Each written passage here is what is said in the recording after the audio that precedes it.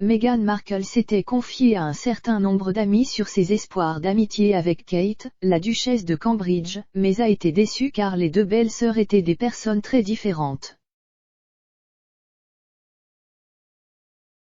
Selon le nouveau documentaire de Channel 5 Meghan a 40 ans, Meghan Markle avait initialement souhaité développer une amitié étroite avec sa belle-sœur Kate, la duchesse de Cambridge.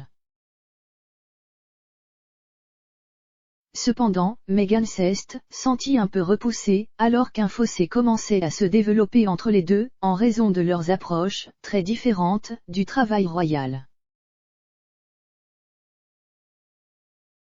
L'experte royale Emily Andrew a déclaré, « Voici deux femmes, toutes deux étrangères, se mariant dans la famille royale, vivant dans le même complexe au palais de Kensington bien sûr, elles seraient les meilleures amies. » Et en fait, c'est ce que Meghan a ressenti, elle a confié à un certain nombre de ses amis qu'elle espérait que Kate l'aiderait à s'adapter à la vie royale, mais les fissures ont commencé à apparaître assez tôt. Dans les coulisses, Meghan se sentait un peu repoussée, je ne sais pas si Kate s'en est jamais rendu compte. William avait dit à Harry avant qu'il ne se fiance, pas besoin de précipiter ça, tu as tout le temps du monde, tu ne la connais pas très bien et je pense que ça a mis les graines en germe. Tom Quinn, l'auteur de Kensington Palace, a un intimate mémoire, a déclaré, Meghan et Kate s'entendaient très bien au début mais elles sont très, très différentes. Kate veut faire les choses tranquillement, elle veut obéir aux règles, elle prend conseil, Meghan est un personnage beaucoup plus strident qui voulait faire les choses à sa manière, donc cela a provoqué une rupture. Kate a rencontré Meghan pour la première fois au palais de Kensington en janvier 2017, alors qu'elle était la petite amie du prince Harry. Après leur fiançailles en novembre, le prince Harry a invité Meghan à passer Noël avec la famille royale à Sandringham. Le couple a été hébergé par William et Kate à Henley Hall, la résidence de campagne de Cambridge située sur le terrain de Sandringham Estate. Alors que les deux couples étaient surnommés les Fab Four, après le mariage de Meghan avec le prince Harry, des rumeurs de rupture avaient commencé à circuler.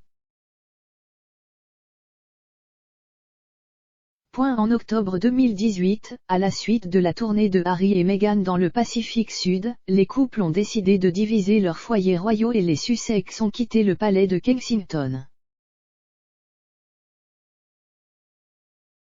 Ils se sont également séparés de la Fondation Royale Commune et ont créé leur propre entreprise caritative.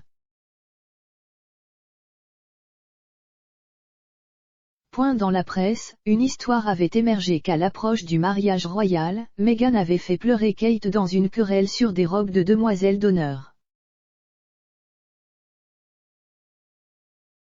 Au cours de son interview révélatrice avec Oprah Winfrey, Meghan a révélé que le contraire s'était produit et que Kate l'avait réduite aux larmes lors d'une dispute au sujet de la robe de la princesse Charlotte. La duchesse a déclaré, le problème était correct à propos des robes de demoiselle d'honneur, et cela m'a fait pleurer et cela m'a vraiment blessée, et j'ai pensé dans le contexte de tout ce qui se passait à l'époque menant au mariage que cela n'avait pas été ça n'a pas de sens de ne pas faire ce que tout le monde faisait, c'est à accent grave dire essayer de me soutenir, de savoir ce qui se passait avec mon père et ainsi de suite.